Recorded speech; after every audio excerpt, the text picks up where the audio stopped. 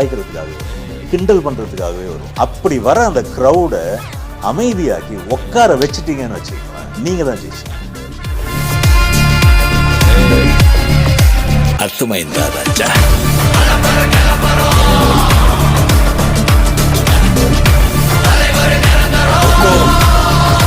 Tiger का हुक्म.